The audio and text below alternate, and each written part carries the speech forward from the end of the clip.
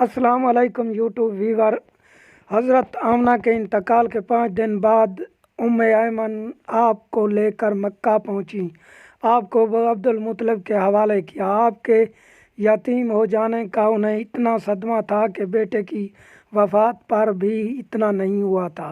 अब्दुल मुत्तलिब के लिए मक्का के साए में एक कलीन बिछाया जाता था, वो उस पर बैठा करते थे।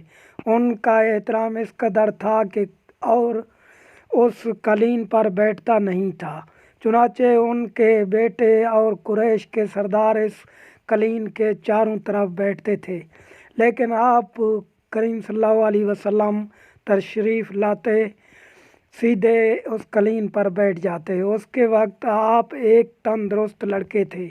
आपकी उम्र 9 साल के करीब हो चुकी थी। आपके चचा अब्दुल मुत्तलिब के अदब की वजह से आपको इस कलीन से हटाया जाता तो अब्दुल मुत्तलिब कहते, मेरे बेटे को छोड़ दो, अल्लाह की कसम ये बहुत शान वाला है। फिर वो आपको मोहब्बत से इस फर्श पर बैठाते, उसकी कमर पर शफकत से हाथ फेरते, आपकी बातें सुन सुन कर हद से खुश हो जाते। कभी वो दूसरों से कहते, मेरे बेटे को यहीं बैठने दो।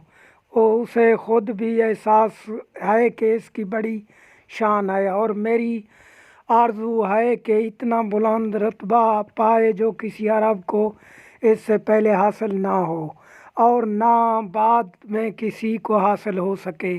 एक बार उन्होंने ये लफ्ज़ कहे, मेरे बेटे को छोड़ दो। उसके मिजाज में तिबी तौर बुलंदी आए, उसकी शान निराली हो गई, यहाँ तक कि उम्र के आखिरी हिस्से में हज़रत अब्दुल मुत्तलिब की आँखें जवाब दे गई थी, आप नबीना हो गए थे। इस हालत में एक रोज़ वो इसी कलीन पर बैठते थे कि आप तशरीफ़ ले आए और सीधे इस कलीन पर पहुँचे।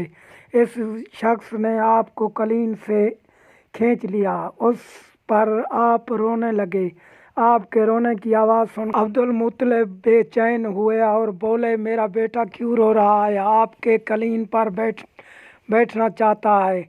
उसने उसे कलीन से उतार दिया है। ये सुनकर अब्दुल मुत्तलिब ने कहा, मेरे बेटे को कलीन पर ही बैठा दो। ये अपना रुतबा पहचानता है कि मेरी दुआ है कि ये इस रुतबे को पहुँचे जो इससे पहले किसी अरब को ना मिला हो, उसके बाद किसी को ना मिले, उसके बाद फिर किसी ने आपको कलीन पर बैठने से नहीं रोका।